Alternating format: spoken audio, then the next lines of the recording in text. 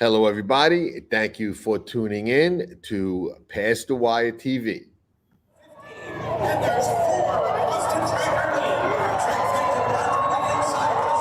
You're watching Pass the Wire TV.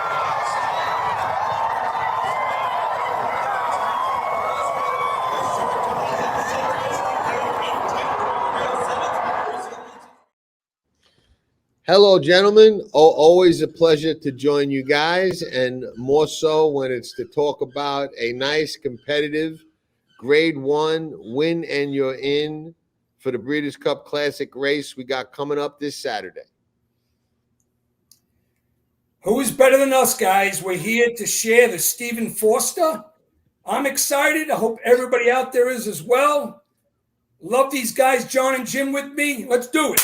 We got Big Race Jim, we got Geo, we got me, and like I always say, ride with us, you'll never starve. So we're gonna run through the Stephen Forster, which I don't know about you guys, but when I looked at it, I thought it came up a little bit more competitive than I originally thought it was going to be. You know, a lot of times these races come up a little not awe-inspiring, and I was like, wow, this is a pretty competitive race with couple of interesting options, I thought.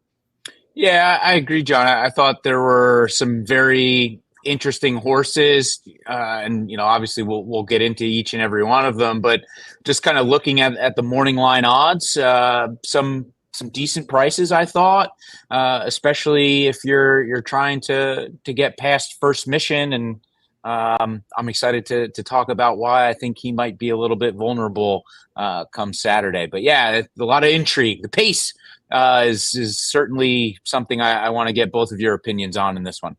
Yeah. We'll get to that. And I will say this. I think in addition to who wins and how we see the race, I think more so than anybody else in the field, it's first mission's day to either put up or shut up, for lack of a better term. I mean, if he's all that he was hyped up to be and that a lot of people think he is, I think he's got to, finally step up and prove that in a race like Saturday. And if he doesn't, I think you kind of got to start wondering whether you're on the right bandwagon or not with him, thinking he's all that in a bag of chips. Yeah, and the Stephen Forster, everybody, comes at a perfect time. Think about it. We went through the Triple Crown. We got through the hype and the euphoria of the Belmont at Saratoga Racing Festival. This past week, I looked at a lot of, because I can't help myself sometimes. I'm like a historian that likes to dig into some older races of the past of the race we're covering. And just this week, I shared the two from Gunrunner and Blame, two fabulous Stephen Forsters. And this group this year, like Jon just shared and Jim, there's some hard hitters in here, and you can make an argument for a few, and I'm very excited to talk about it. Well, we'll get into it. Just so everybody knows, comments and questions, we'll take them all. If you got questions, we will answer every single one of them. But what we're going to do is we're going to run through the field, finish the race, and then we'll go right back onto the comment section and go start at the top and go right down through all the comments and questions. So if you have a question, we will definitely get to it, but we're going to save them all for the end. This way we make sure we get through all the horses and we don't, keep everybody here till the wee hours of the morning. So that's probably the best way to handle it. So if you have, questions, comments, we will get to them. We will address them. And hopefully we know the answers. If not, we'll bluff it and pretend like we know the answer. So work out either way. Here's the field. I think it's competitive with a lot of different ways to go. We'll run through them, but like I said, I think there's options, and I think there's as Big Race Jim pointed out earlier, and Geo agreed, I think there's some vulnerabilities out here. So maybe we can land on the right one. We'll see. And we'll see if, we don't discuss any of this in advance. So I got no idea who Jim likes or Geo likes, and they don't know who I like. And we're going to find that all out now. So we'll switch up who leads off with each horse. I'm talking, so I guess I'll just get right into Pyrenees, and we'll start with Pyrenees on the rail. I always fear a horse that's in form like this and on a roll. I did like him a lot last time. He handled Kings Barnes, who's highly regarded, but I'm starting to think that Kings Barnes is a little overrated. And as good as Pyrenees ran, I thought he had to run really, really hard. He's on a roll. He's got the rail. He's certainly dangerous. Super, super hot bond. Hot rider. Just on a roll. Any which way you slice it. Has a nice style for the race. I think he sits in a good spot. I'm not going to say that I don't like him. I just think that there's, one or two or maybe even three that are better than him. So he's not where I land. I respect him. I think he's dangerous, but he's not where I'm landing in this race. Jim, what are your thoughts on Pyrenees? Yeah, I think the thing that jumped out to me initially is that 12-1 morning line, especially when you look at Kings Barnes, who he beat last time out, is listed at 6-1. Super slow pace in that Pimlico special. And I thought, obviously he did his best running late. I agree with you, John, that he should sit an ideal trip with the way this pace is figuring to set up, perhaps. I think, looking at the Brisnet past performances here, 114 late pace figure last time out, 3 back, a 112, 2 back, a 108. So consistently on Brisnet, the best, or at least one of the best late runners in this field. And given the way I see this pace setting up, I think this one is a strong contender. And I don't think Sherry DeVoe gets nearly enough credit. This horse seems to be in peak form. Winning 5 in a row, I think, is a tall ask. We don't really see that all too often. So, I mean, funny enough, winning 5 in a row is what is giving me a little bit of pause. But that 12-1 morning line sticks out to me. I'd be surprised if it is still that high when they break from the gate. But that was at least intriguing to me. Definitely a top contender, but like you, John, not where I'm going to be entering a win bet, I don't think. Geo, your thoughts on Pyrenees? And you can tell us what the name means too, as well. Yeah, so Pyrenees. I look up everything. I do film study. I look up everything, and I was curious about the name. This is the range, the mountain range between Spain and France, of all things. That's what the definition of Pyrenees is. It's also a wonderful breed of dog, by the way. Well, absolutely, yeah. I went with the first definition, but I was fascinated at that. But the racehorse, okay? Yeah, lots to be intrigued about as well. Because I didn't know as much about this guy as I did many of the others, I went through every one of his career races on Race Review. And he struggled heavily as a juvenile.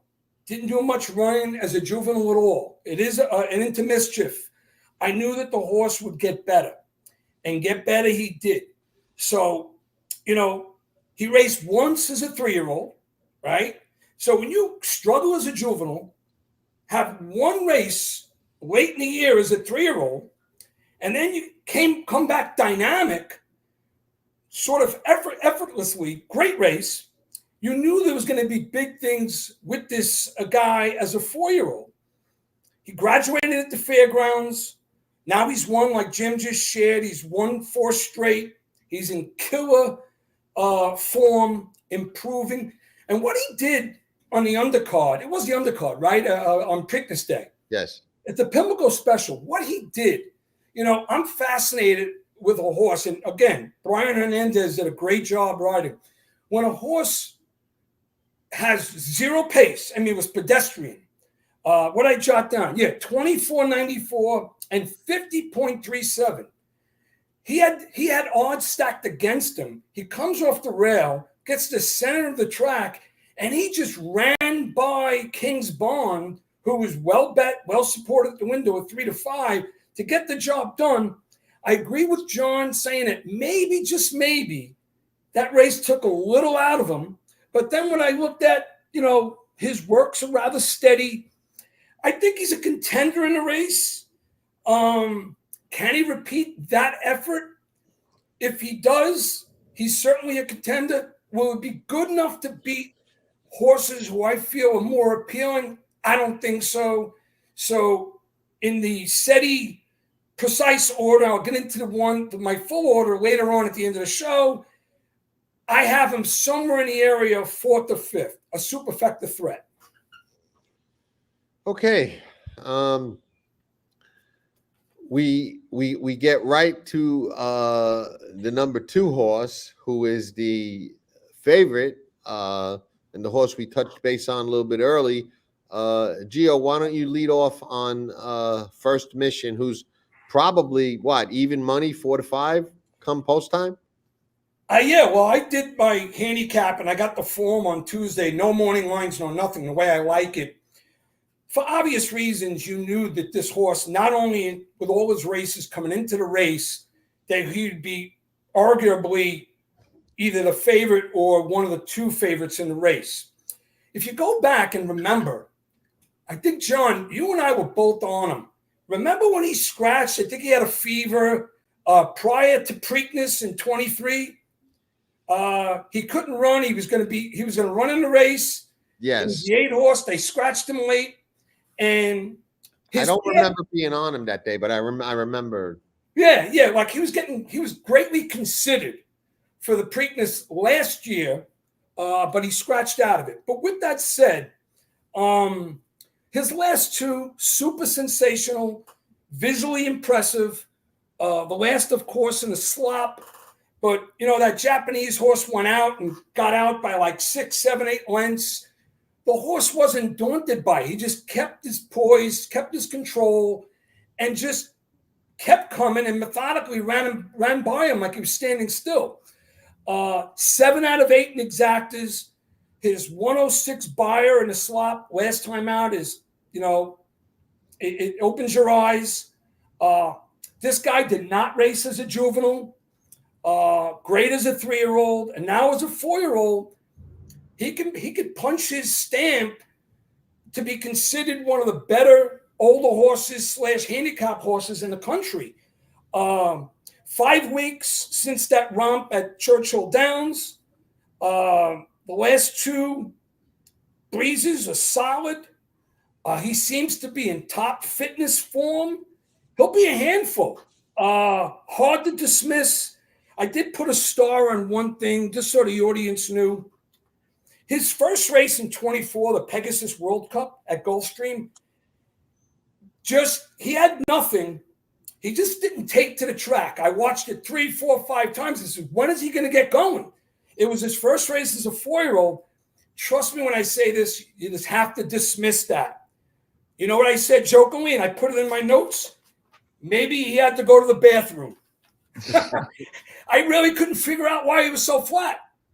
But my take is major threat. I can't leave him out of my multiples.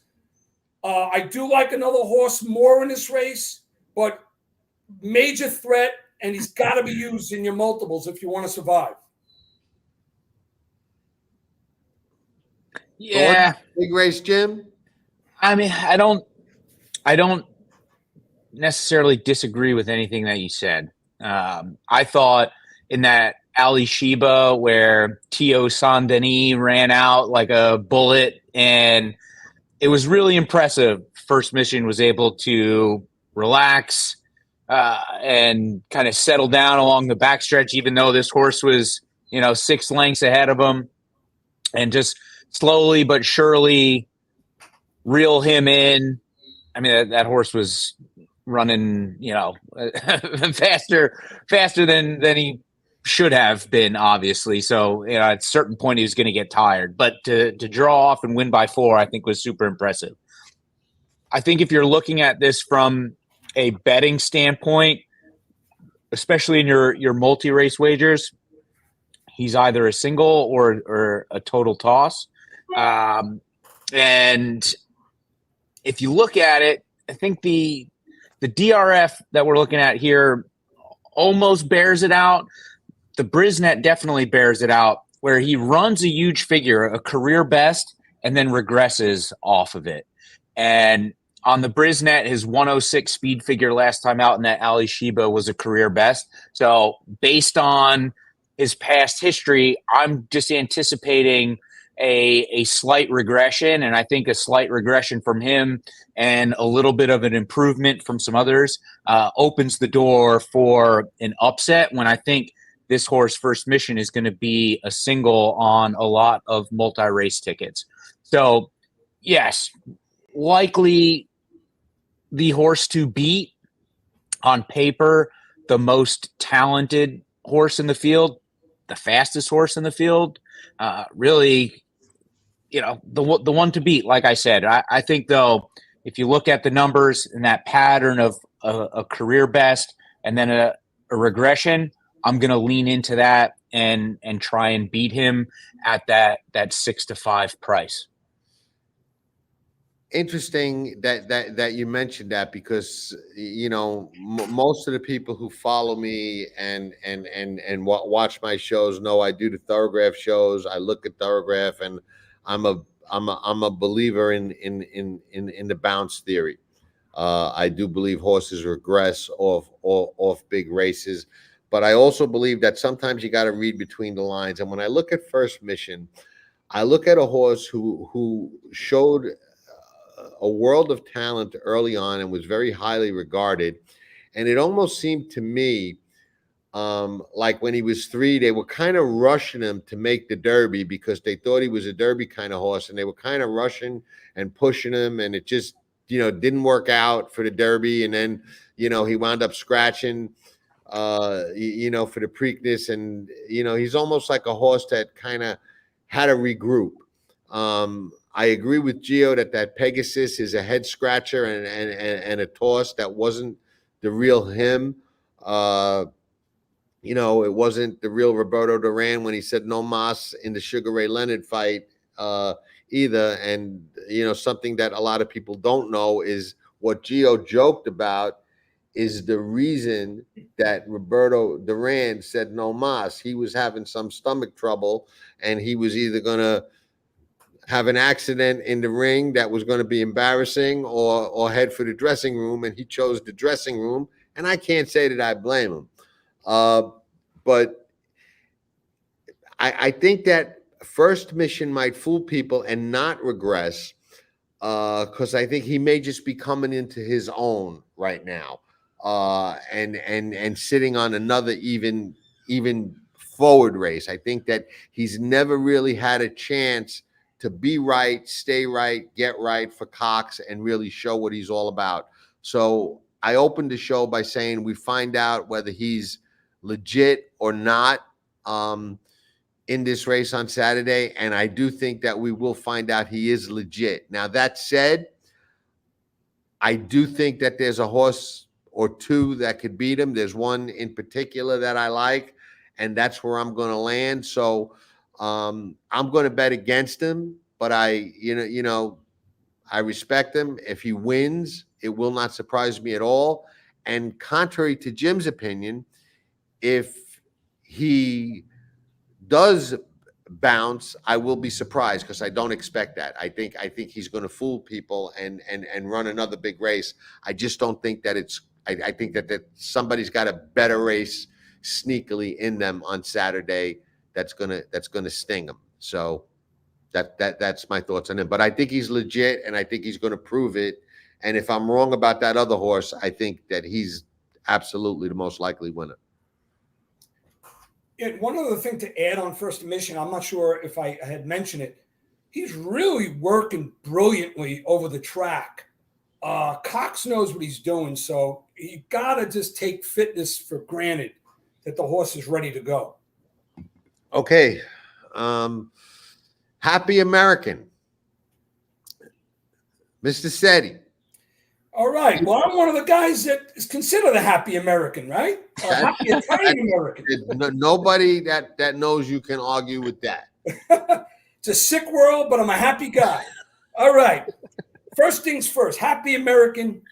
I checked out Neil Pessin, I guess his name. Nice guy. Yeah. Nice guy. Oh, by the way, happy American, the only gelding in the race. Good jockey on him. He's won. By the way, Neil Pessin has won some graded stakes races. I don't know if he's ever been on this platform. He's got less than 300 wins, which is successful, but it's not Brad Cox successful. It's not Chad Brown, Todd Pletcher, but nice guy. So the trainer won a grade 1 in 2020, and now he finds himself in this race. The horse is actually not a bad gelding. 6 for 8 at Churchill Downs. Do I believe this field is too deep for him? Yeah. It's a son of Run Happy. Third last year in this race at 48-1. I tried to find a way to use this guy. I feel good for the trainer that he's in the race. But there's just too many contributing factors that he needs to improve, run his best. Even though he's a horse for the course, he's got some nice races at Churchill. I just look at Happy American as a solid grade 3, potential damage in grade 2, but not a grade 1 horse. Jim, thoughts? Yeah, this horse is by Run Happy. I just feel like he's been put in all of these races that are far too long for him. He does like the Churchill Downs surface, winner of 3 of 8 career races at Churchill, but I just think it's a really tall ask for this horse. What do we get? 12 races back, and the horse hasn't won in over a year. Hasn't really ever been close. Seems like a tough spot, in my opinion. No argument. No argument from me. I think he is over his head. I think the best thing you can say about him is he does have an affinity for the racetrack. But barring some kind of, fluky meltdown of pace, and I do think there is a legitimate, pace in this race, at least on paper. But I couldn't get to him. I don't see him at all. I think he's a couple at least 3 or 4 of these, and he would be. But hey, he's won $655,000. So well, listen, he's well campaigned, and Neil Pessin is more than just a nice guy. He's a sharp trainer. He no doubt about it. All right, moving right along. I'll take the lead here with Disarm, and I like Disarm a lot in this spot. I think he's sitting on a really big race. I think that he's going to get a little bit overlooked with some of the bigger names in this spot. But a couple of the races that he ran last year were very good races. He had some trouble. They didn't set up for him. He didn't have the best trip in the Kentucky Derby. He had, in my opinion, 3 or 4 legitimate excuses in his 3-year-old campaign, and he danced in some of the big dances. He's a gun runner. I think he's still, improving. And one of the things that really makes him jump out at me that he's sitting on a big race is that comeback race. And even though it was against nothing, okay, I get that. Or I really shouldn't say nothing. It wasn't against this caliber. It was, it was an allowance race over the racetrack. But look what he did. He did something he never did. He went wire to wire. and that just kind of jumped out at me. That just showed me that, this horse is matured. He's got his class. He's got his confidence. He's grown up. And I think that was a fantastic confidence building kind of race for him. I don't expect him to be on or anywhere near the lead on Saturday. I expect him to go back to his usual way of sitting off the pace. I think the 1 1/8 is perfect for him. He gets his regular rider, Joel Rosario, back. And I think that he will be running down the lane. And if somebody softens up, First Mission and a couple of these other speedy horses, I think they're going to have to deal with Disarm the last 1/8 of a mile. And I think he's going to be able to get up and get it done at what should be a really fair price. Geo, your thoughts? John, I'm getting more enthusiasm now because I heard what you had to say. You kind of stole my thunder on a couple of things because I did. Listen, we didn't. Yeah, we didn't talk. But so I don't know what My followers know, and you great minds think alike, and yeah. But there's a flip side to that coin. Yeah, absolutely. And morons think alike also. So But let me talk about a lot of people that are in tune to all I share online or in conversations about races. They know I've been on Disarm for a few big races. John had mentioned the Kentucky Derby, and I swear to you, I've watched this on my giant screen a number of times last year, the year before, and again, just to remind myself. He was full of run, and King's Barn stopped right in front of him. And if Flavian Pratt doesn't make a late move against Castellano, and if King's Barn doesn't stop right in front of him, I think, and I had a very significant wager on him, I think he could have been a Kentucky Derby champion. We all know what happened. Mage won, and he ran fourth, and that's history. But he also, what John said, when I said he stole my thunder, I've watched all his races again, and he's been a horse that, for some reason, he's had an unfair advantage. He's had some bad trips. Even the trip in the Travers, another race where I backed him. If you watch the Travers again, which was won by Arcangelo, an aggressive move, squeezed through. I mean, he had inches to get through on the rail. He got through, and when he had some space and came off the rail, he was full of run. He didn't come close to winning, but if that was a smoother, cleaner trip on the rail where he didn't have to have such lack of room, it could have been a photo. He could have won the Travers. So with that said, just like John had mentioned, I love the fact that they brought him back over the track, first race in 24, first race as a 4-year-old. And don't worry about the buyer figure. The buyer figure don't mean anything because the reason why it's such a low number, 25-3, 52, it was like a walk in the park. They barely asked him to run, and he just, casually went wire to wire and won that race. At odds on, he was 1-9. The reason why he seems to be primed for a big race here, I love the 4 works over the track, especially the 3 prior to his last where they didn't burn him. Asmussen knows what he's doing when it comes to training a horse in general, but especially at Churchill Downs. He's only got 3 wins, all right? 8 for 10 lifetime in the money. But in my opinion, he could be a 6-time winner with a little luck. So in this race, with that fresh start to his 4-year-old campaign, I see him sitting 3rd or 4th, maybe 5th mid-pack. He won't be a deep closer, and he's going to make a big run in the stretch. Now, to be honest with you, I have him marked as a serious, I'm using him in my multiples, but a serious exactor and triple play, because there is one other horse who I like a little more than him. I'm going to have to be decisive, but my top 4 are a decisive top 4, and I think he's a threat to win this race too, Disarm. Big race, Jim? Well,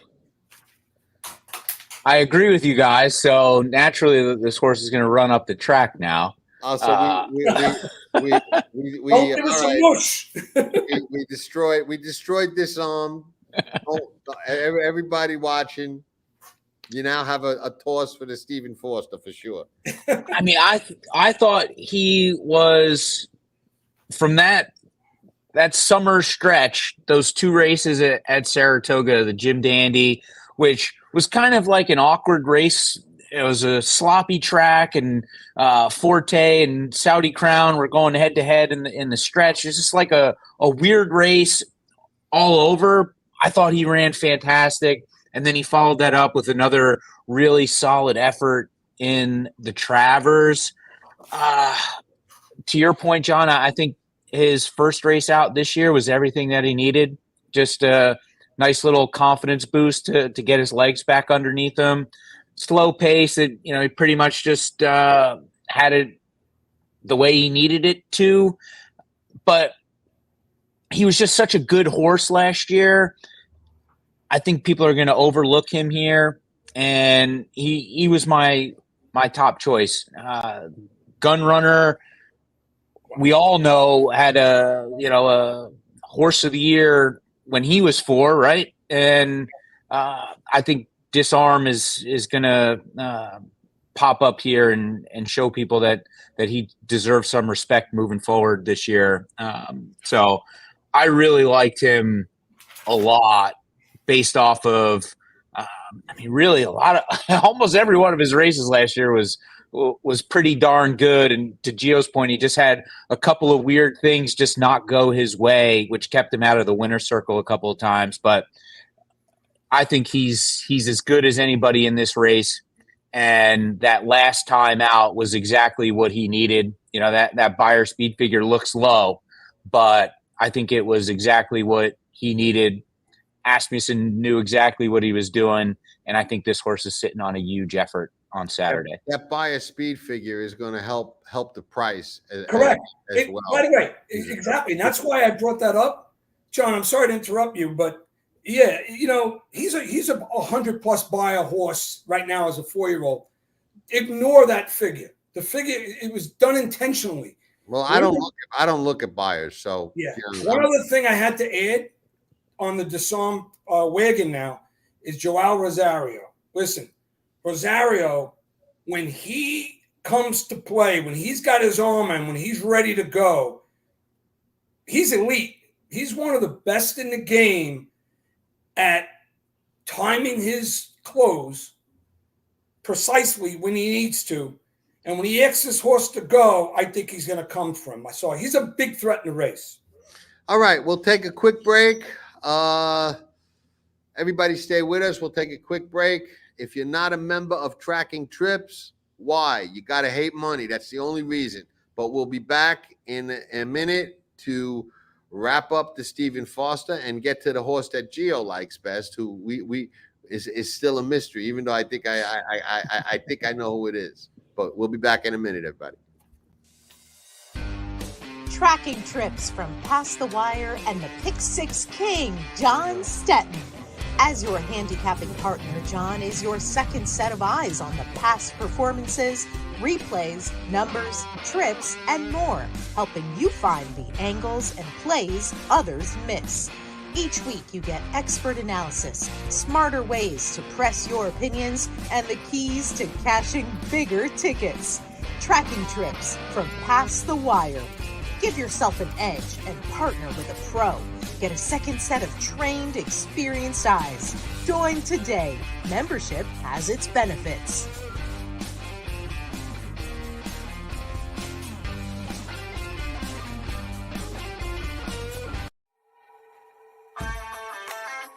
They're off at Saratoga.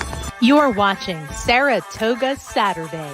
Exclusive coverage every Saturday of the meet. Only on Past the Wire TV.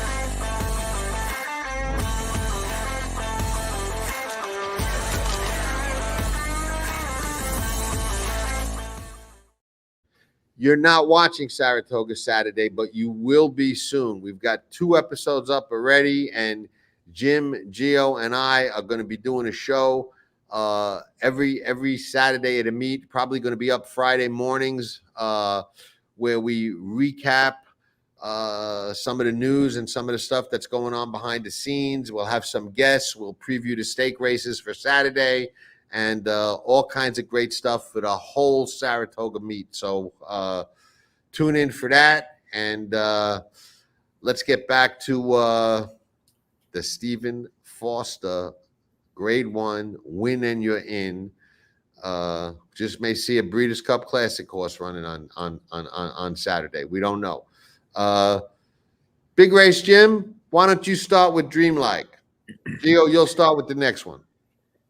Yeah, again, another gun runner running in his 4-year-old season. So I think, perhaps we could see some improvement here. Only a maiden win to his name at this point, though. His numbers are good enough, maybe. I just wonder, why hasn't he won again?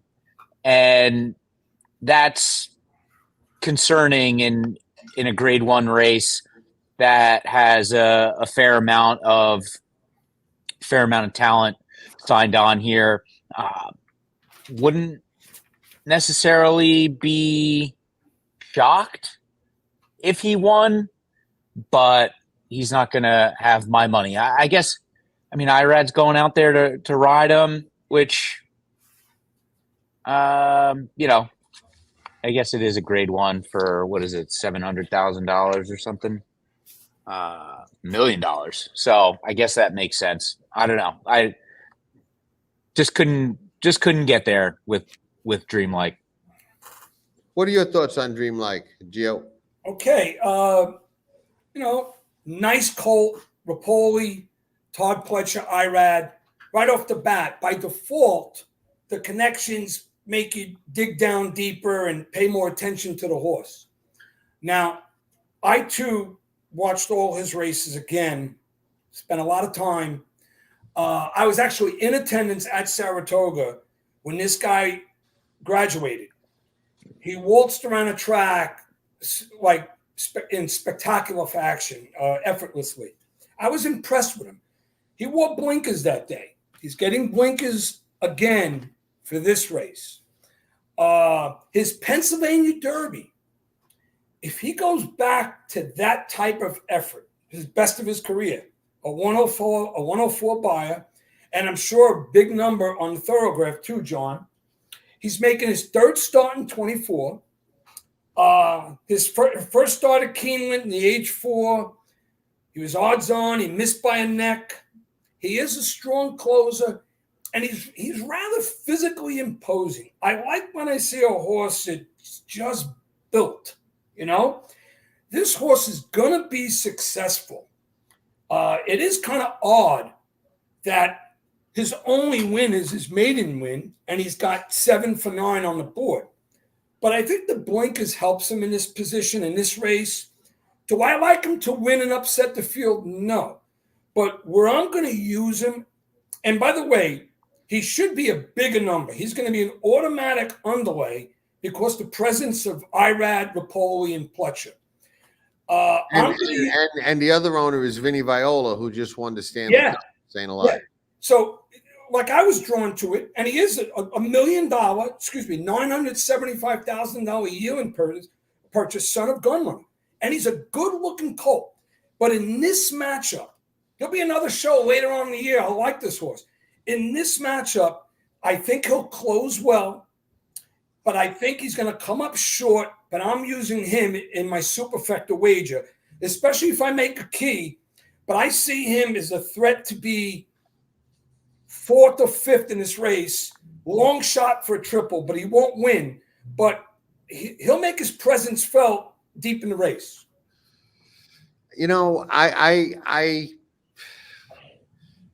I looked long and hard at Dreamlike because the thought at one point he was really going to be a nice horse. And what kind of made me think that was when they ran him in the Wood Memorial while he was still a maiden, and he ran well. And he came out of that, went to Saratoga, won like he was supposed to, coming out of the Wood Memorial. But after that, he never really kind of took that step forward that I thought he had in him and that I wanted to see. And I think he's had his chances to do that, and just hasn't gotten it done. So, if he wins, I'll say, you know what, I was probably right. He was good and developing, but as far as backing him, with a wager, I just don't see enough delivered to date. And like I said, I think he's had chances to do better than he has done. So I'm gonna pass on Dreamlike. Yeah, I mean, Rapoli does. Who was the horse that he ran in the Wood Memorial as a maiden this year, whose name escapes me now? Protective, I want to say. Yeah. Right. So he tends to do that at least recently. I mean, Dreamlike just screams, grade 2, grade 3 horse to me, and he hasn't backed up that Pennsylvania Derby effort, and he's had 3 tries now. So, that effort was in the slop, was it not? So maybe that had a lot to do with it. And guys, he ran into White Barrio too, so it's not like he faced dogs. He's raced against some tough colts.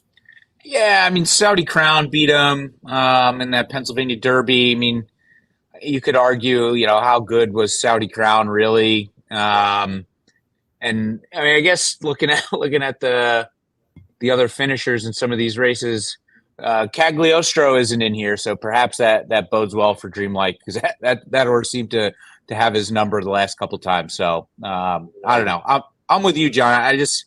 He just seems like he's had an opportunity.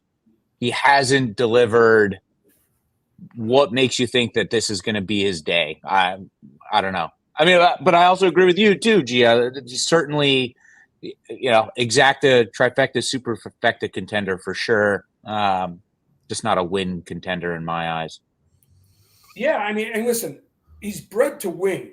Not just by that fact that he's a gun on a colt, but he is a good-looking physical specimen. And I don't say that about every single horse. And like I said, I was in attendance when he broke his maiden. It looked like he was running the race by himself that day. And he had blinkers on. He's going back to blinkers now. So keep that in mind. That is, in my opinion, the most interesting angle on him that you pointed out, that he won that race with blinkers and now he goes back to blinkers. So, maybe that will get that big race I thought he had in him out of him. We'll find out. But, I'm not going to be on him. Geo, Classic Causeway. All right. What do you think? We have Julian Leperoux for Ken McPeak. This is a race, even though Ken McPeak has had a fabulous spring into the summer. We all like him. We know what he's done over the track at Churchill Downs and the whole thoroughbred racing circuit. I don't think this is a race where he's going to make more noise. Classic Causeway is one of 3 5-year-olds in the race. 3 5-year-olds in a race, along with Steel Sunshine and Skippy Longstocking. He's 0 for 4 at Churchill. 9 of his 24 races have been on the lawn. I think he's going to be out on the lead early. Not intentionally. I think that's the only attempt to try to win this race is try to steal it on the front end. He is built for the distance, but in a capital O, he appears to be overmatched in this race. I look at Classic Causeway as a horse that should be going 1.25 miles, 1.5 miles on the lawn, using his speed up front to try to hang on. He's out of his element. All due respect to Ken McPeak, he will not be using any one of my tickets. I could go second here because I'm going to be really brief and just ditto. I agree with you. The only thing I would add to what you said was that he's been what I would call a very oddly campaigned horse, for whatever reason. And I don't know the reason, but he's had a strange diversified type of campaign, but ditto to just about everything else that Geo said, and an emphasis on. I think he wants to run 1.25 miles, mile and a half on the grass, and for some reason that's not where he is. Big Race Jim, I got a feeling you're in agreement with us just by your reaction. Yeah, I mean, a diversified campaign is a very diplomatic way of putting it. Very confusing with the spots that they put this horse in. A pace factor, I think I agree with Geo. I think this horse is gonna run out there and do his best to take them all the way around, but I think he's overmatched. What was the race he won? He won the Tampa Bay Derby, Yes. and then he won some like really high purse turf race after that. It was like the Belmont Cup or something. And forgot to stop in one of those big races. Yeah, and that's beat me. I think I had whoever ran second and was supposed to catch him and didn't. I think I had. Yeah, but that was 2 years ago, and he hasn't done much since. So pace factor, but not much of a consideration for me. All right, moving right along. King's Barnes. Geo, why don't you take King's Barnes? You've been winding up leading off on not many of the prime contenders. So why don't you take this one? Okay, absolutely. So King's Barnes, listen, my first thought is I love Luis Saez and everything he brings to the game and the sport, and his competitiveness, his tenaciousness. He's the right rider for this horse, which pains me because at the end of my handicap, I had to sort of begin to cut others out, and ultimately that's where I landed with him. But I did need to make some very important comments on King's Barnes because he is a nice horse that's moving forward. All right, son of Uncle Mo. So right off the bat, before this year, I had some reservations about the distance. However, his last two, 1 mile and 3/16, so he's cutting back 110 yards after back-to-back 1 mile and 3/16 races. Expertly ridden by Luis Saez. He's solid. He's getting better. In my opinion, and again, even though I watched a number of his races and I was pissed off at him for stopping in front of Disarmed in the Kentucky Derby, because that day he was overmatched. But right now, as a 4-year-old, he's got some imposing numbers. Does he have to run his best ever? Yeah, because he's had a couple of opportunities to really showcase his ability and get to that triple-digit buyer or get to that -1 thoroughbred. And he didn't do that. So even though he's speedy, tough, tactical, he's shown the ability to be someone that's willing to duel. Back-to-back 1 mile and 3/16, cutting back here. I think he'll give a good run in the stretch. It's Saez Pletcher. But when I had to be decisive with my top 3 or top 4, King's Barnes ended up being number 5. All right? Because everything I said about the one horse, the way that horse ran by King's Barnes in the Pimlico Special, I just can't logically say, I like King's Barnes this time. So I left him out. I'm not going to use him on my tickets. Maybe if I decide on race day to go with a deep super key, I may use him, but he will not be in my multi-race wages. Big Race Jim. I love this horse as a fan. I cashed a big ticket when he won the Louisiana Derby. I think the pick 5 that day paid like $5,300, and I had it, which was very nice. So, naturally, as a biased horse player as I am, I fall in love with this horse because he won me a bunch of money, and you feel good about that. and he really, I didn't really like him all that much in the Derby. I thought he was very overmatched that day, given his running style. I thought his last time out in the Pimlico Special was pretty disappointing. I'll probably, stupidly make a couple of excuses for him, which, John, we've talked about this so many times over the last couple of years that it always gets me in trouble from a wagering standpoint, just kind of leaning into these horses that I have, a personal affinity for. Or Always tell you didn't marry him. You just I know. And leaving off horses that, beaten me in the past, and, I have an axe to grind that end up costing me money in the future. But, I was disappointed with that Pimlico Special. I thought he was right up on that super slow pace, and he was the heavily bet favorite, and he shouldn't have let Pyrenees run him down, and he did. Looking at it, his late pace figures, which I love, are near the top in the field. I think he's going to be able to sit off of a little bit faster pace this time than he did in the Pimlico Special.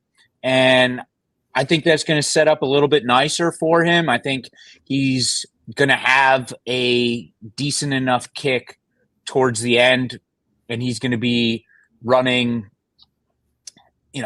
maybe not best of all, because I think that'll probably be Disarm, but I think he's going to be running well enough that he is a strong contender in here, off of that last race where he found himself relatively close to a super slow pace, and I feel like perhaps that might have compromised him a little bit, although I do think he should have won. A win contender in my view, but like I talked about earlier, I'm going to be backing Disarm with a win bet, but multi-race wagers, I'll definitely be including Kings Barnes. Really a disappointing race last time, like I've said a couple of times now. The Derby was a clunker, but he was overmatched there. Outside of that, he really hasn't run a poor race. He's done everything you want him to do. So I'm willing to give him a shot here, especially if we're getting around 6-1. I thought that price was pretty nice. So he'll be on my pick 3, pick 5 tickets, but probably won't play a win bet on him though. Interesting. I think he's a player for sure. I think he's got a perfect style. I love Luis Saez. I think you point out an important thing in that his only bad race was really the Derby, and you could say that about a lot of horses through history. Just for whatever reason, they just don't show up on the first Saturday in May. But other than that, he's shown up every time, and I don't have any reason to think he won't. I agree with you, although he was up close to a slow pace. I think that wound up working against him, oddly enough, in the Pimlico Special. I think he should have won the race. I liked Pyrenees that day, but I think he should have been able to beat him the way the race unfolded. He didn't. But, when I watch his replays, I thought he worked a lot harder than I thought he would have to when he won the comeback race at Gulfstream Park. I really thought he'd win that race easy. I was there that day, and he just really had to work for that, and that surprised me a little bit. He came back and won the Ben Alley and, looked better. And, the other, that slow pace race, I kind of don't really know exactly how to read just yet, but I do think he's a player. I think he gets the right trip with the right rider. And I think, he's dangerous. I like Disarm, but he's one of the ones I'll be watching those spendthrift colors, turning for home to see just how much trouble I might be in. And he's going to be in front of Disarm at that point. So, I always worry about Luis Saez getting away, at the top of the stretch, because he's one hell of a tough guy to get past and run down when he's got some horse. I mean, he just gets the most out of them. So, player in my book. Steel Sunshine. I'll take the lead with him. I'll say this. I respect this horse because he's very game. If you watch his replays, whether he wins, or whether he runs third, or whether he runs fourth, he's always trying. He's always digging for as best as he can do. Sometimes it's not good enough. Sometimes it's only for a piece. Sometimes he can't, quite crack the money. And, sometimes he does get up. I do think he's a cut below these. I don't think 1 1/8 around 2 turns is his best distance. So I'm not going to land on him, but I do give him an honorable mention for just being a very game, tough horse that always tries. And if a horse like that winds up in the right position at the right time, those are the things that make major upsets sometimes. So a horse that tries as hard as he does every time, you could never really sit back and say, head scratcher, how did that horse win? But I just think he's a cut below some of these. Thoughts, Geo? Okay, interesting, John. Steel Sunshine. Paco Lopez gets to ride at Churchill Downs, so I'm happy for him. Get him out of Monmouth for the day. And funny thing is, I won't be betting Monmouth. That's my home track because I'll be betting the full card at Churchill, but I'll be at Monmouth on Sunday. But with that said, this horse is a consistent, reliable horse. He's by constitution, 14 for 20, hitting the board, collecting checks. He is 0 for 2 at Churchill. But one was in a slop, and another he ran into Cody's Wish. So, in my opinion, he gets sort of a pass for those 2 Churchill failures. He should be closing, but I do see this guy as a high-end grade 3, low-end grade 2 fighter. It's just, this is, the company he's facing. He's consistent, reliable. I have somewhat of a reservation with the distance. I can't use him. I gave him respect. I like what I saw in race review. I think he's a talented, gutty guy who collects checks, and he never gives up. And I did give him a pass on the 2 Churchill races, but yeah, he'll come late, but I couldn't use him. Big Race Jim? Yeah, I think his best races have been at a mile. So I agree with what you said, John. The distance and going around 2 turns, I think, is a tall ask for him. And Geo, I remember you and I having a conversation. It might have been when we did our Belmont show together. The sire, Constitution. I mean, you're more of the pedigree guru than I am, and you thought that he was more of a miler sire. So absolutely. So I think that's more of his preferred distance. Couldn't get there with him, but what the hell? Taking a shot at it for a horse that always seems to find his way into the money and collect a check. I just couldn't see him jumping up and winning this thing. All right, let's move along. Very interesting horse, Skippy Longstocking. He's the last one, right? He's the outside horse. Yeah. Big Race Jim, take the lead. We already know, Geo. We're out of horses, so yeah. I got a lot to say about him, so stay tuned. Go ahead, Jim. Yeah, I mean, consistent as you could ask for. I think he's a top contender. That Oaklawn handicap, I was pretty impressed with his effort there. Especially coming out of that Pegasus where he was, he wasn't a total bomb in that race odds wise. He went off at 8, 9 to 1. I think he was a legit contender in there, and ended up just, well, I think, what did they say? He got overheated. It just wasn't, he ended up getting pulled up and vanned off, didn't complete the race. So I think it just speaks a lot to his talent and his quality, and Saffie Joseph as his trainer, that he was able to rebound off of that and string 2 nice wins together, one at Tampa and one at Oaklawn. I was really impressed, like I said, with that Oaklawn handicap. Just looked like he was in complete control the entire time, and he's getting better, it seems, as he's gotten older. And, I guess you could kind of argue, who's this horse beaten? He did beat Highland Falls in that Oaklawn handicap, who's a pretty decent horse.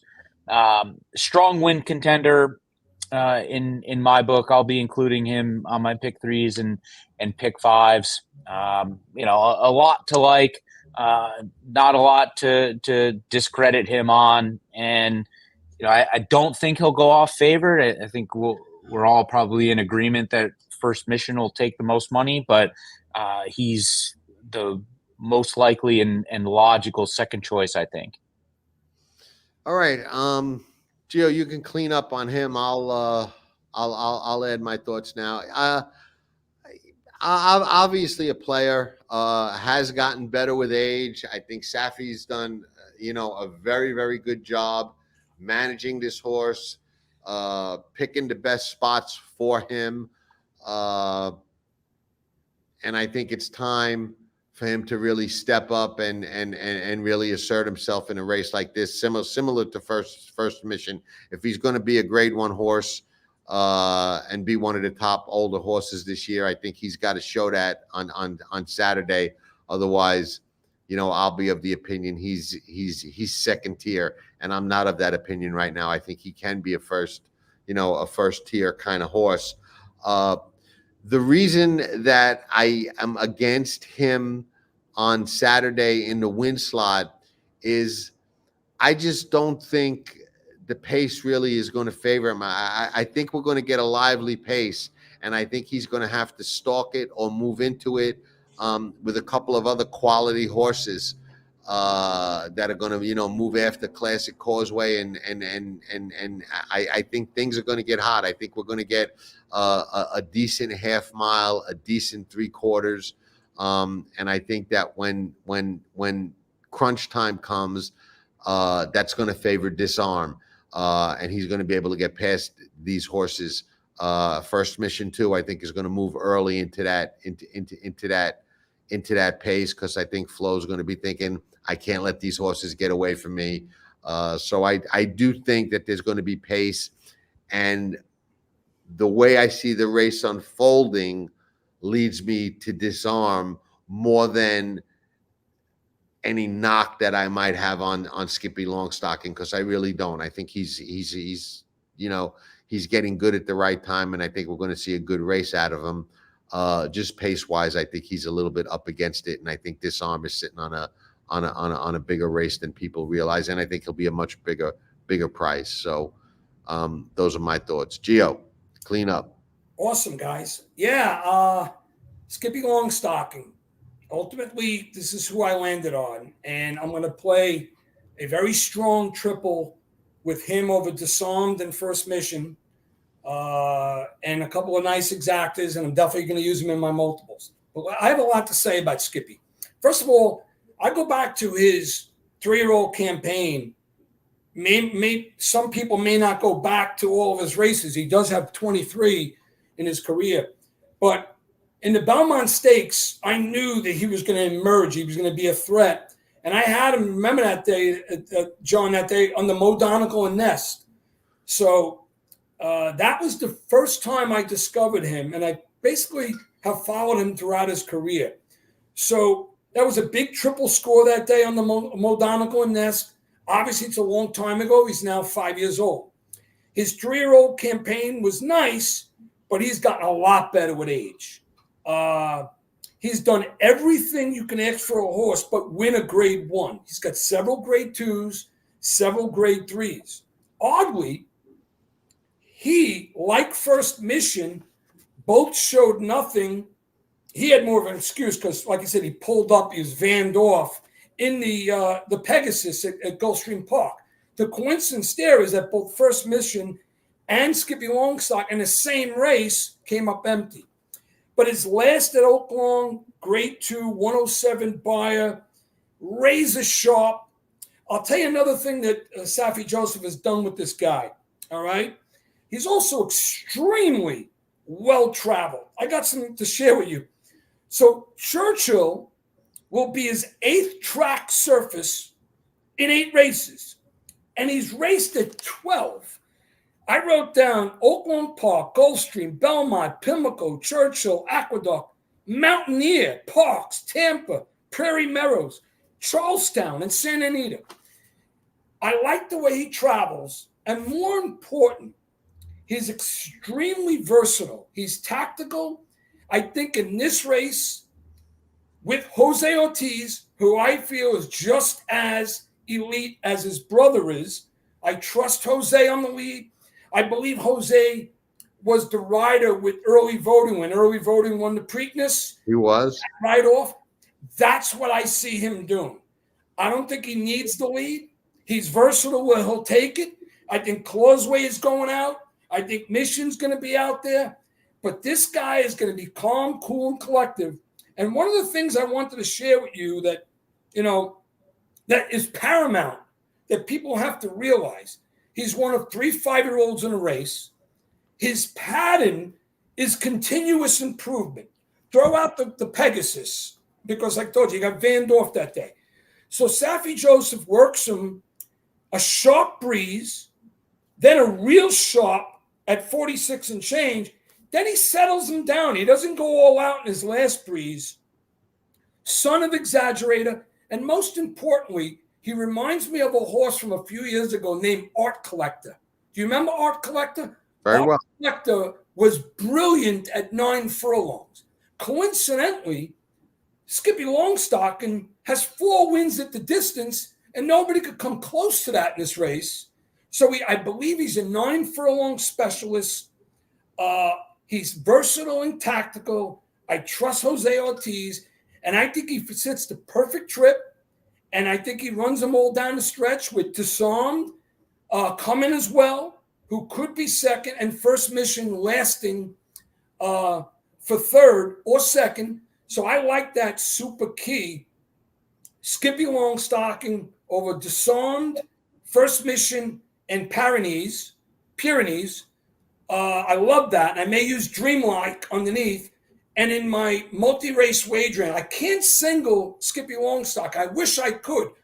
I just have too much respect for both Disarmed and First Mission. But I think Skippy Longstocking is showing a type of improvement and steadiness that I love in a horse, and no one's better at 9 furlongs. There you have it.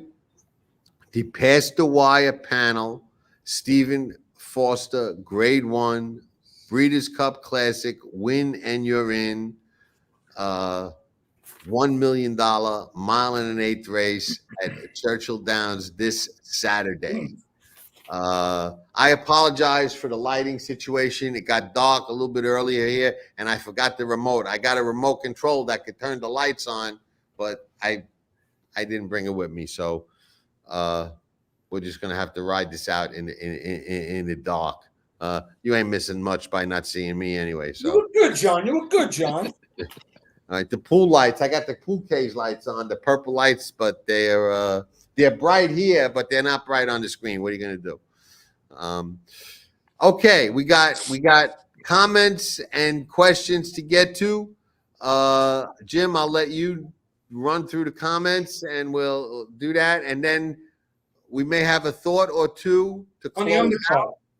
On the undercard, we may like a couple of horses that we may want to share in some other races. So we'll get to that too.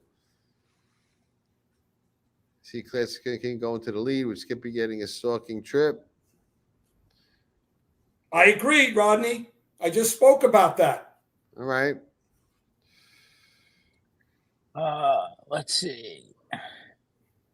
Little fan mail. Thank you, sir. Much always appreciate, Gazzale. Always appreciate kind words. There were a couple of Thorograph questions, John, just about who had the patterns. I think you touched on it earlier, but did you look at the Thoragraphs for this race?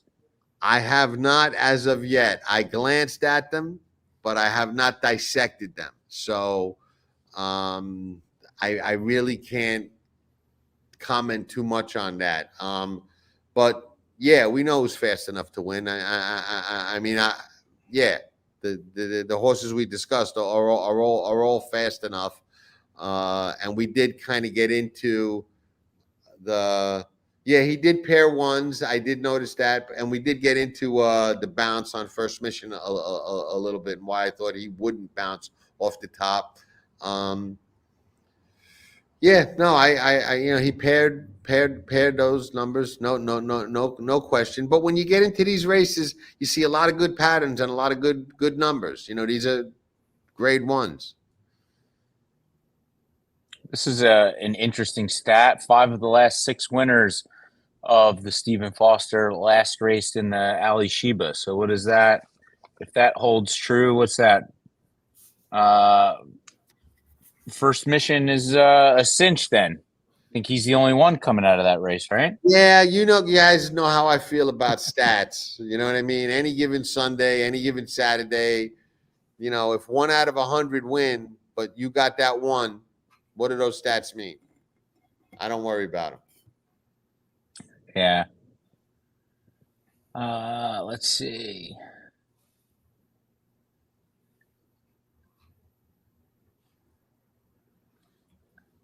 Geo loved him in the Travers and the Derby. Geo bet a lot of money on him in the Kentucky Derby.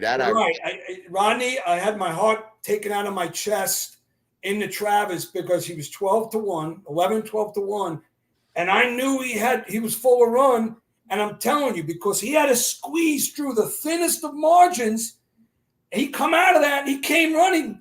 He didn't catch Arcangelo, but he could have very well caught him if he had a better trip. Dreamlike, he will be tough.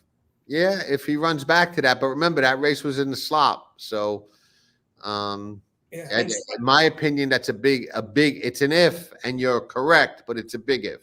And Spence, just to add to what he shared, listen, Dreamlike is a good-looking. Big Jim just got some fan mail. They want more Big Race Jim opinion. I agree.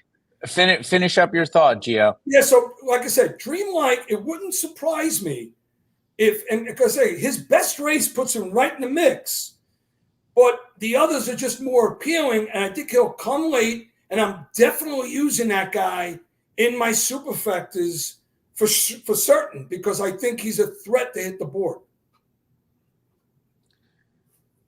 Yeah, Matt. Well, my brother and I will be doing some stuff around the Saratoga meet. I don't know. We've been ice cold though since we started giving out pick 5 tickets. I don't know if you want to follow us, but we'll have some more content coming up throughout the weeks as Saratoga rolls along. So appreciate the support, and we'll do the best we can. Matt, we don't call him Big Race Jim for nothing. He knows he knows what he's doing. And let me tell you, him and his brother went 0 for 5 between the two of them in a pick 5.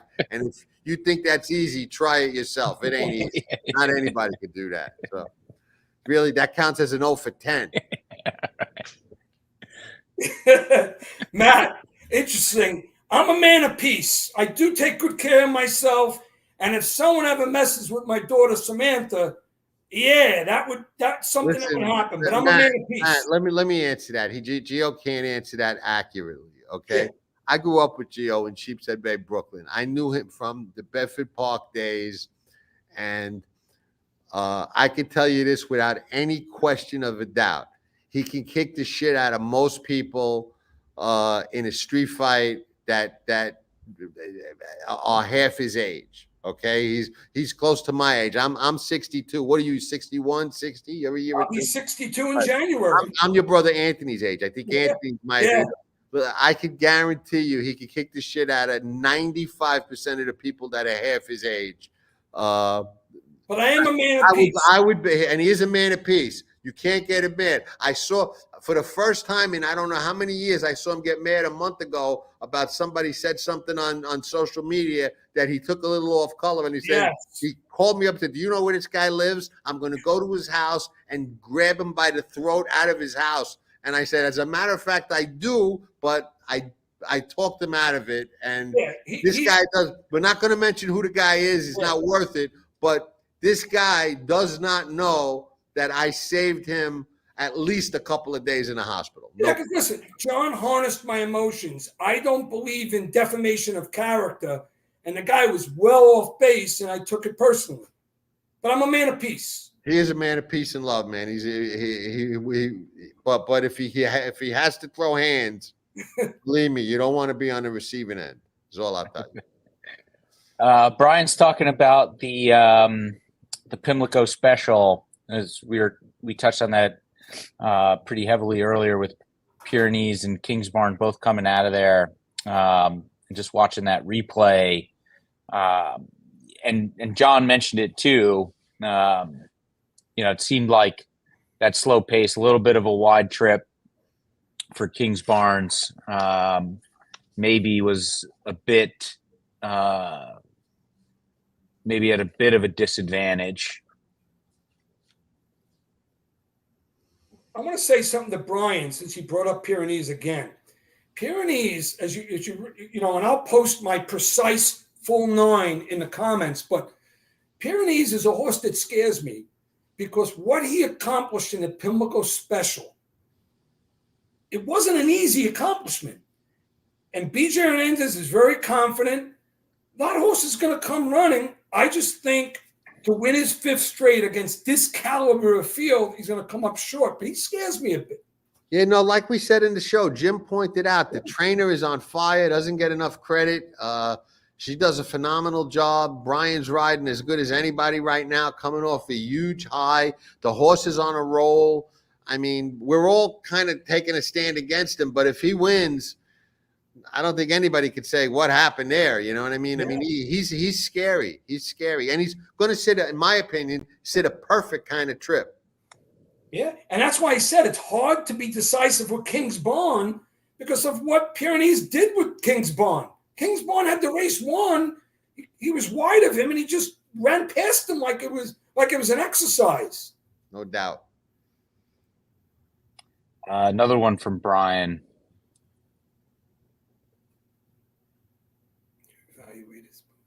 He runs that way. I don't worry about that. He runs that way. He overclass. You know, he outclassed those horses. And I actually like horses that jog with their head down. You know, it's a habit. It's a thing. Jim, you're out in the morning a lot. You see that a lot. It's not a negative or a positive. It's just something that some horses do. I mean, I've seen some really great horses that run and gallop that way. Over the years, I don't read into that at all. It doesn't concern me anyway. And yeah. Sorry, go ahead, Jim. Well, I was just going to say, I think a good example of that recently was Sierra Leone, and they changed that bit leading into the Belmont. And I saw some stuff on social media the week before the race and that final workout that he had, about 6 or 7 days out from the Belmont. And somebody said that with this new bit that he was working with, his head carriage looked different and was better. And, the horse still, managed to find a little bit of trouble and wasn't able to get the job done. So, I don't know how much we can really read into all of that. Yeah, you heard it here first. Sierra Leone skips to Jim Dandy, goes right to the Travers, and it comes down to a battle between him and Parenting, who's probably going to jog into Haskell. Heard it here first. Interesting. Well, that's going to be another big conversation. I had one more thing. My crystal ball tells me that. Love it, John. Love it. Listen, since the Disarm comment is up there, I just want to add one more thing that I didn't say back then. He made his first start of the year, and Stephen Asmussen had his son ride him. Now he goes right back to Rosario. And one thing about Rosario, we all know who he is, but Rosario is one of the more strong-arm, confident riders with a big ask, and he's a big stage rider. So he's perfect for the Disarm. He really is.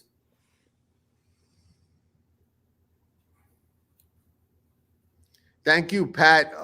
Pat, always see you on social media, always see you on the shows, and much love, man. Appreciate all the support, for sure. What if Classic scratches? Diane, you always ask tough questions. I've noticed this. Okay. If he scratches, the pace dynamic changes a little bit, but I still think there's enough pace in there that it's going to cook, because the stalkers are early moving stalkers, and I don't think anybody's going to want to let anybody get away. So I think there's going to be pace, even if he does scratch. Yeah, I agree. The wet track, start all over. No, but I'm going to add something to the wet track, because I could have mentioned that. Well, this will not affect Disarm in any way, shape, or form, because I watched Disarm's race in the wet, and he seemed to move really well. Of course, Gunrunner had no problem as daddy, and the wet doesn't bother First Mission, and the wet doesn't bother my top horse, Skippy Longstocking, who happens to be not only a four-time winner at the distance, son of Exaggerator, who gobbled up the wet more than anybody, but he's also 2 for 2 in the slop. That's so racing is in financial trouble. We know that, but I'll say this because I've been writing about this for 10 years. One, we should have a track with a dome stadium where we could press the button and have the dome open and close, just like in the NFL, some baseball. Two, they should invent, and I would do it myself if I wasn't old and too tired and not enough time. I would invent a top like in baseball for the turf course. And when it's pouring, put the top over the turf course with a ground crew, save it. When it stops raining, you pull off the top and the turf is in good shape instead of all torn up and wet. Easy thing to do. You got the top in a couple of different places. You add it to the gate crew, a few ground guys, and boom, you got everything all covered up. Somebody should take that idea, run with it, patent it. I don't even want any money for it. Just do it so we can bet fast and firm. Hey, Harry, if it is I've been saying that for 10 years. You're right, John. Harry, one more thing. If it is wet, seriously, Skippy Longstocking, Disarm, and First Mission have no problem in the wet, especially Skippy. Hey, we have to have a few minutes to talk about a couple of things on the undercard. Yeah. When we're done, I got an opinion or two. Thank you. I think I don't know. That could go either way.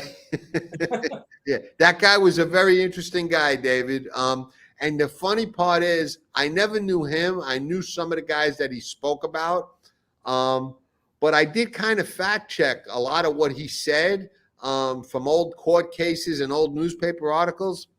The guy's story checked out, man. It really did. But I got better on the racetrack tales thing that we're going to be doing. I got some great stories about that kind of stuff that you'll love. The shirt money story, everybody's going to love. Flo will move too soon and cost First Mission the win. I'm hoping that you're right, Rodney, and I'm hoping that it's Disarm that capitalizes on that. All right. We got any more questions? Any more questions that we didn't answer? No other questions in here. Thank you. Appreciate that, man. We try. We do appreciate that. And we love what we do, so it makes it easy. Love hanging with you guys, and we love what we do, and we love the game. So makes it easy. I will start. And I know it's a little difference of opinion than Geo, because this is one race we did talk a little bit about. And Geo likes a very, very tough horse that's going to be very, very tough to beat. But if if you watch a Colts race last time at Monmouth off the layoff, she runs, I forget the name of the race. Gio, what's the name of the race that it's the Fleur de Lis. The Fleur de Lis. Okay. New Orleans, Fleur de Lis, French. I thought a Colt got a lot out of that race, did a lot of the heavy lifting off the layoff, and thought she was really going to take a step forward and run a big race. And Celia, I hope I'm saying the name correctly. Scylla, Mott's horse, is awfully scary, is getting good. You know, when these fillies get good, they just stay good and they're tough to beat. But none of them are machines, and I think a Colt is going to give her a lot to handle in that race. And that was really that was my undercard thought for everybody. I'm going to make a bet on a Colt for sure. Into Scylla, you know, bet a Colt to win, bet a Colt in the multi races, and bet a Colt exacta her over Scylla. So to add to that, because John mentioned one of the two races, I wanted to share something on the undercard. I love the entire undercard. I even like the maiden special on the undercard, but I'm not going to get into that. I'll put that in the comments. But I'm going to talk about two races. The race, the Fleur de Lis, which is race 8. This is the type of race that Geo Sette likes to hammer a cold exacta and a cold triple. And John's horse intrigued me underneath. One thing about Scylla, why I feel she'll be an absolute handful. And remember, I handicap things with no lines, no nothing in the raw. I said to John, I felt this horse from a morning line perspective should have been 4 to 5. I trust Mott. It's the daughter of Tappet. I have no reservations about the distance. And one key factor, they put blinkers on her the last time. And if you watch that race, the confidence in her gallop, the confidence and the professionalism of how she ran her race goes back with blinkers now. I think she's an absolute. I think this is a special filly that you're going to hear about later. I'm talking about Distaff at the Breeders' Cup. So I like Scylla a lot, and I like John's horse, a Colt, underneath with a couple of others in a superfecta key, but a strong exactor and triple, Colt. What was the other horse on the undercard that you wanted to mention? Oh, one more on the undercard. Thank you, John. In race 7, the Wise Dan, which is on the lawn, Ottoman Fleet, the 2, and Chasing the Crown, to me, stand out. They ran 1-2 before. I think they're going to run 1-2 again. I believe the Ottoman Fleet is Charlie Appleby. It is. Chasing the Crown, if I have it right, Rosario's. That's also from Mike Maker. I like that exacta cold. I'm using them both in my multiples, but I'm hammering a 23 exacta in that race. Big Race Jim, you got anything on the undercard that jumps out at you? Yeah, that Scylla was probably going to be a single on my multi-race tickets, but now that you mentioned a Colt, I'm going to have to go back and take a look. So just, obviously everything depends, but if I was to, let's say I'm playing a pick 5 and rolling pick 3s, let's say, given what we talked about in the Stephen Foster, I would probably go, 3 deep there, I think, with Disarm, King's Barnes, and Skippy Longstocking. If I'm going to use those in my pick 5s, because obviously this race 8 won't get there for the pick 3.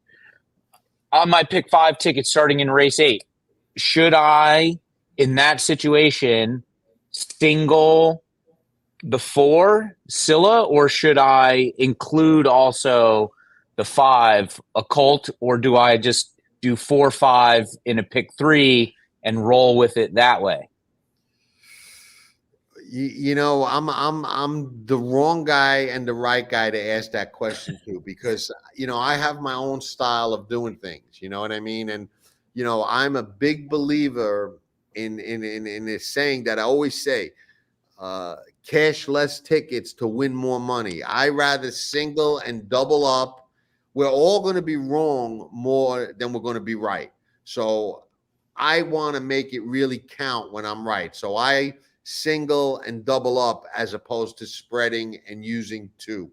I can use two in the Scylla race. I can use Scylla and Occult because I'm singling Disarm.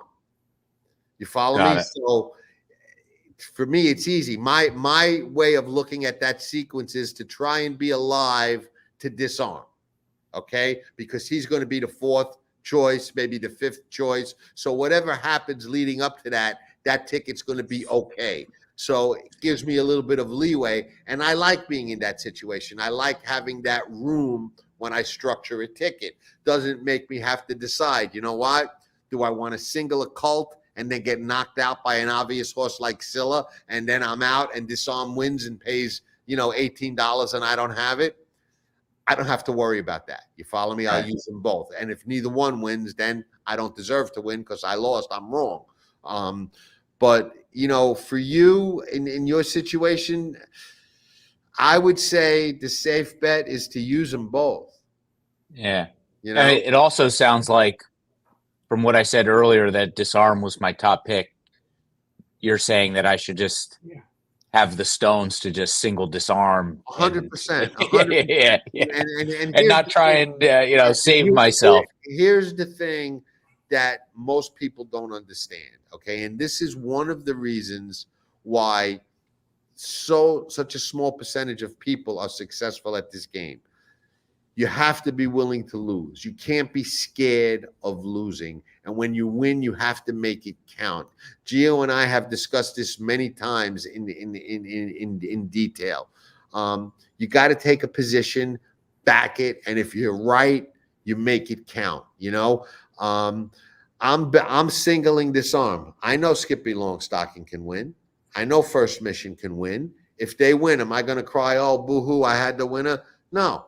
I understand that's part of the game, but the 3 or 4 out of 10 times that I'm right are going to make up for those 6 or 7 times out of 10 that I'm wrong, and I'm going to make up for it having it for 3, 4, or 5 times because I didn't use all those other horses. So when everybody's got it for 50 cents, I got it for $5. You know what I mean? Why? Because I didn't spread. And when it works out, it erases a lot of sins. It really does. John, but that mostly what you were sharing has a lot to do with your pick 4s, pick 5s, or pick 6s, multi-race wages. Yeah. I see a lot of value when I get a grade 2 like this, the Fleur de Lis, and I'm strong on my horse that's going to win. I do not hesitate at playing an exact or a triple, and I've shown some of my tickets. Me too. I'll throw a 50 on my cold triple because if I'm precise, I'm going to get paid. So I'm not worried about price. There's no value in a losing ticket like you've shared, John. Absolutely. And I'll take my shots in the exotics, but I'll cover my win as well. No, I agree 100%. There is no value in a losing wager. There you have it. You got it, Mark. Absolutely. But I'll tell you how much I am when it comes to pressing, okay? You could take a sequence like on Saturday. Let's say all the races leading up to Disarm chalk out. Scylla wins, Ottoman Fleet wins, that other horse in the turf race, I forget which one was going to be chalk. They all win, and I'm alive in a pick 5, and it's coming back short. Make no mistake, I'll jump right in. You'll never see me hedge against my own opinion. I'll bet Disarm to win and a cold exacta with Disarm on top of one horse, and then maybe Disarm on top of that horse with 2 or 3 in the third hole for the triples, even though I'm alive in the pick 5. There's not a lot of people that'll be alive with a single in the pick 5 and still bet that horse to win.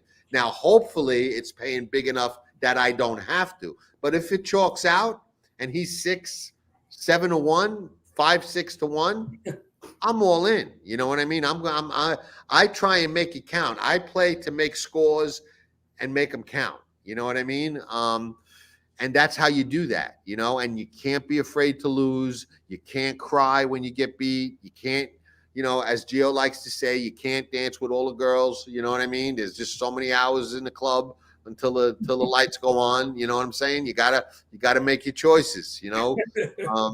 And that's just, you know, a big part of being successful in that game is having that decisiveness and having the you know, the lack of a better term, the guts to, you know, stand by your opinions. And if I'm going precise, like for example, my 9-4-2-1 superfecta, that's my top 4 precise, 9-4-2-1. If 9-4-2-1 comes out, I'm going to have that cold. I may decide to put $10 on the superfecta cold, but I'm also going to be mindful of the competitiveness of others where I'm going to use a key. But I'm only going to use 9-4-2 in my multiples. I'm not going to single my multiples. But my key in the race is Skippy Longstocking. Right. Remember what I said about him at the distance? I get it. And you know, and I'll just say this about singles, and I won't call the guy out because they're a big commentator, they're a big name, a face of racing. But one of those quote faces of racing that's supposed to know what they're doing once made a comment on one of the shows that, oh, singles don't win big tickets. Singles don't lead to big scores. You got to use a couple of horses. And I'm like, I want to tell this guy. I must have cared, okay, 100 tickets for over $100,000 in my life, and 95% of them had at least one single, some of them two. So what do you talk? I don't think you this guy may have never cashed a ticket for over that. You know what I mean? Singles help, believe me.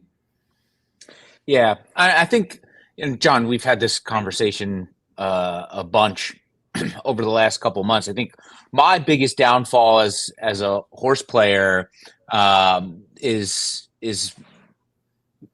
I invest most of my time, energy, money, resources into those pick 5 sequences, and I don't play my tickets or my horses in there, win bets or whatever else. If I'm alive in a pick 5, I'm just running with that until the wheels come off. And, you know, Belmont Day, you know, slapped me across the face when I was alive to, you know, $2,800 in a pick 5 to Carl Spackler, finished third. Was alive to, you know, singled Carl Spackler, was alive to him in the 5th race, had nothing to show for it.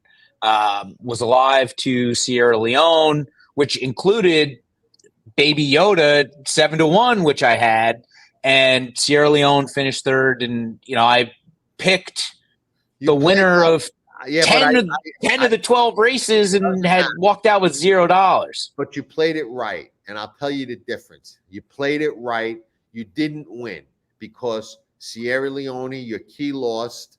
Carl Spackler, your key lost. Here's the word of the worst feelings in racing, okay? We all know that winning, like Joe Namath said, when you win, nothing hurts. It's one of the best feelings in this game is when you're right and you win and you make it count. But here are some of the worst feelings. Obviously, DQs that you don't agree with, they sting. But one of the worst feelings, or eliminating a horse that you were going to use and cutting him because of budget or just a mistake, stings. But one of the worst things in this game is when you bet a pick 5, your single wins, and you don't hit the sequence. Okay? Right. Like if your single would have won, if Carl Spackler would have won and you didn't hit, then I'd say, yeah, you made a mistake. That's why what I'll do is, okay, especially if it's not the last leg. See, Disarm, my single's in the last leg. So I have a little bit of luxury to see what develops. But if I have a single in the 1st, 2nd, 3rd, or 4th leg, you can guarantee that I'm betting that horse alone because I don't want that horse to win and I don't hit the sequence and I lose. Because one thing I will tell you that people don't realize, ever notice that you lose a lot of legs in multi-race wages where you go deep. Okay, I find that sometimes Yeah. I'm 7 or 8 deep and I didn't win. And they're like, how the heck I use so many horses and I don't hit this leg, my single one, and I lose this race with 8 horses. You want to know why that happens? It happens because you're good. You want to know how? Your single wins, but when you go 7, 8, 9 deep, that tells me and you don't have a good opinion on that race. You're fishing, you're shopping, you're trying to cover every angle because you don't have that rock solid opinion. Where are you going to lose when you don't have that rock solid opinion? Capiche? That's what happens, okay? So it took me years to realize that. I'm like, why do I lose these legs when there's 12 horses, I use 10 of them, for crying out loud, okay? Happened to me with Order of Australia in the Breeders' Cup at what was he, 100 to 1. There were, I think, 14 horses in the race. I used 12 of them, okay? He wasn't one of them. I sat there saying, how did I lose? Cost me the pick 5, cost me everything. Everyone's like, why don't you go all? I don't go all. I'm stubborn that way. Hard collar praise head. What do you want me to tell you? I don't go all. I always figure there's somebody I could cut and save money or double up. But that's when you lose a lot of times, those deep races. Why? Because you got no opinion. In reality, in hindsight, I had no idea who was going to win that mile race, and I probably should have went all. That's why I got beat by Order of Australia at whatever the heck he paid. I had every other. Aidan O'Brien had 5 horses in the race. I think they ran 1, 2, 3, 4. All right, I had the other 3. I didn't have him. Unbelievable. Another thing that's really important, I think the audience will find this interesting. I have financed many of my I don't play pick 5 tickets like John. I'm like one of those guys that goes, I do a $54 ticket, sometimes 81, sometimes 108. But my deep tickets is going 5 deep in a race. That's the deep. But my point I'm making here, if you have 2 strong opinions in a sequence, you can make a strong win bet, or if 2 races are back-to-back, hammer a daily double. That daily double win finances your pick 5 or pick 4 ticket. You got your ticket covered. So you're free rolling because you've already made the bet within the sequence that was successful. I'm talking a double or a pick 3 or a win bet. And you try doing that now and then, you'll see. You'll say to them, wow, I'm in the 4th or 5th leg of my pick 5. And I can't lose because I already got the bet covered. It's been financed with my double or my pick 3. All right. I think we should wrap it up. We've been on a long time. One promo, if I can. Absolutely. And you guys will wrap it up. I love being here for you guys and doing the show with John and with Jim. And we're gonna have a lot of material for you. But for me, because I'm a Jersey Shore guy, the Haskell is a big you're a Brooklyn guy, but yeah, right. Let me rephrase. I'm born and raised Brooklyn, New York, but I've been down the shore since 2018. I've been in Florida since 1990. I'm still a Brooklyn guy. Yeah, right? Yeah. So I guess technically, I'm the Jersey guy. I mean, I've only been up in Saratoga for 12 years, but the Haskell before that was in Jersey. What I was getting at, even when I lived in Brooklyn or Staten Island, I went to the Haskell every year. I know the Haskell. I know Monmouth, and that's a big race for me. And John knows about my assignment. I'm going to be there Haskell Day in the press box. I'm going to be in the paddock. I'm going to be trackside. And I'm also going to be at Monmouth the day before. And I'm excited because I'm going to be able to see mind frame and fierceness right there, and I'm going to be reporting from there, and I have a lot to share with you guys on X and here at Past the Wire. Thank you, everybody. We appreciate you watching. Hit the like button, subscribe, turn on those notifications so you don't miss a lot of the great stuff we got coming, and we do have some great stuff coming. We got some great stuff up. I don't think anybody did better than Past the Wire, not just because it's us, at the Belmont Festival, we had the best guests. We had Frankie Dettori, we had William Buick, we had Charlie Appleby, we had Ken McPeak, we had Chad Brown, we had Todd Pletcher, we had everybody. I mean, we rocked it. I mean, we really did. So it's not just handicapping. We try and get you behind the scenes and do whatever we can. So thanks, everybody. Show us some love on social media. We appreciate it. Eddie C did a hell of a job, man. He did a hell of a job. Yep. And so did Big Race Jim. He was great.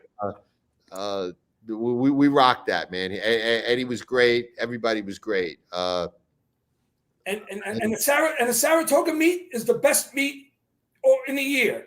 So stay with us here, Past the Wire TV, and we got so much to share. All the big grade ones throughout the meet. Jim lives in Saratoga. He's going to be reporting from there. Cameos, interviews with trainers, this, that, and the other thing. We appreciate the fact that you're here with us tonight and all the days going forward. All right, everybody. Ciao, ciao. God bless America. Good night. Good night. Nobody does it better.